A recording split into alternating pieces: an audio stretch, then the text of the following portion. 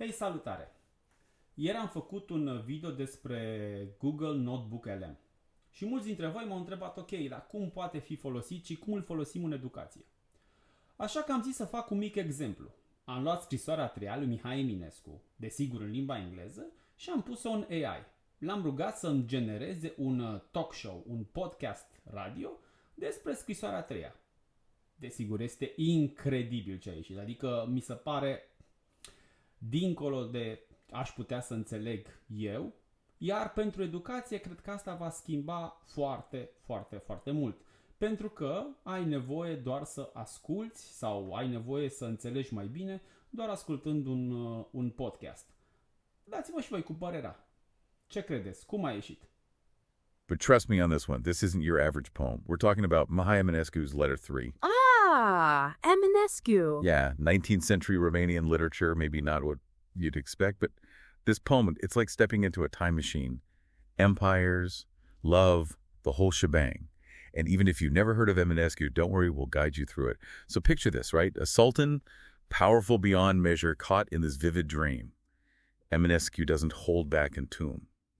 The moon turns into a maiden, a trail is blooming right before the Sultan's eyes. It's magical almost. Yeah. But even in this dream, there's this tension building, you know. The Sultan sees his empire growing, everything like a carpet beneath him. It's incredible how Eminescu uses this dream sequence. So deliberate. That imagery, especially with the expanding empire, it points to Bayezid Selim, the Ottoman Sultan. He was notorious, famous for those relentless military campaigns. Eminescu blends those real historical figures with this fantastical, almost mythical storytelling. Right, and you hit on something crucial there, this thirst for power.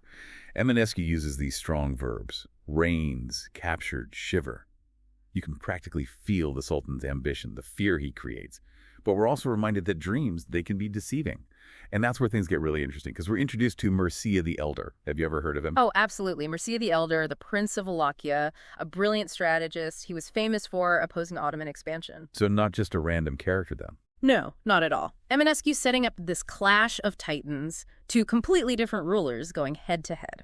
Okay, so how's he present this encounter, this clash? It's like a verbal duel, almost. You have the Sultan at the peak of his power, used to getting his way.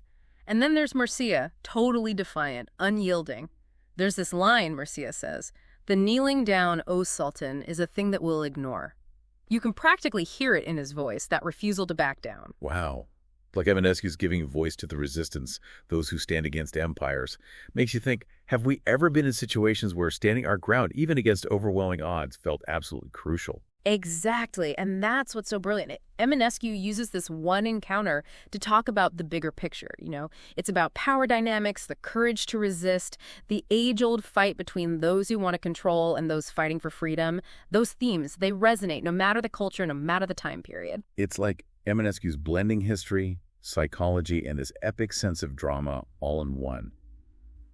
But it doesn't stop there. He doesn't just tell us about this clash. He throws us right into the conflict. Oh, absolutely he does. He throws us right into the thick of it, the chaos of battle. And the way he describes it, so vivid, like those arrows raining down, he says, in a thick veil, the battlefield raving in terror. You can practically hear the swords clashing, the ground shaking. It's cinematic, like something out of a movie. He doesn't shy away from how brutal war can be, does he? Not at all. And I think that's really important. It reminds us that these clashes, these struggles over ideas, they have real consequences.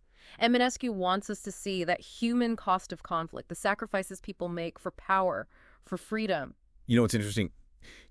Just when you think he's going to stay in this action-packed mode, he switches gears completely, the battle fades away, and we're left with this, I don't know, this poignant image of a ruler, Mircea probably, writing a letter to his love. Far away, like the dust settles and we're forced to think about what comes after all that intensity. That's what I love about Eminescu's work, that understanding of contrast, how to use it. He takes us from the heart-pounding action to this quiet moment, this really tender expression of love. And it's happening amidst all this turmoil. It's incredible. Right. Like no matter the chaos, no matter how impossible things seem, human connection still matters. Love, loss, that desire for connection, they're bigger than any battlefield. Exactly. And it's those personal moments that elevate this poem beyond just history. He's talking about the universal human experience, Yeah. showing us that even the most powerful rulers, even the fiercest warriors, they still feel that same longing for connection, just like us. And speaking of connection, that letter, it's not just a random detail, is it? It plays a bigger role, doesn't it? Absolutely. That letter, to me, it represents time passing, how fleeting glory can be. Even in victory, there's this undercurrent of sadness, this acknowledgement that nothing lasts forever. Bittersweet, then. On one hand, you have this triumph over a powerful empire.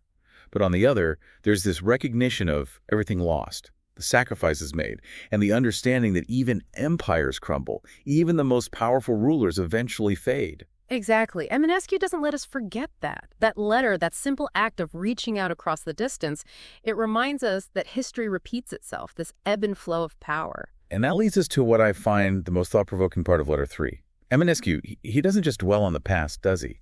He turns that critical eye on his own society, that corruption, the injustice. It's like he's saying, hey, this isn't just ancient history, this is relevant today. Absolutely. There's this one line that really struck me. Homeland, virtue are the subjects of the rotten politician, as if life were pure like crystal, always in a good condition. Powerful stuff, right? Yeah. No holding back. He's calling out that hypocrisy, that greed, people putting themselves above everyone else. Yeah, and it's incredible, isn't it, how relevant it still feels, even after all this time. Totally. And the way he describes it all, those images he uses, he talks about lunatics freed from St. Golia, running things, masks of lies, people who mingle the golden ages with the mud of their bad crows. It's like he sees right through it all. He does, doesn't he? He can see through those facades, especially when it comes to those in power, and he's not afraid to show their hypocrisy, how disconnected they are from the people they're supposed to be serving. It's like he's challenging us to do the same, you know? Look beyond the surface, question authority, hold them accountable. It's a call to action, almost, but through poetry. Absolutely. And what's so interesting is he doesn't give us easy answers. He's not saying, here's how to fix it. Instead, he throws us this curveball at the end, this image of Vlad the Impaler. Vlad the Impaler. Out of left field, right? What do you make of that? It's jarring, definitely, but I don't think it's by accident. Here's this ruler known for being absolutely ruthless, and he's being invoked almost like the solution to all this corruption.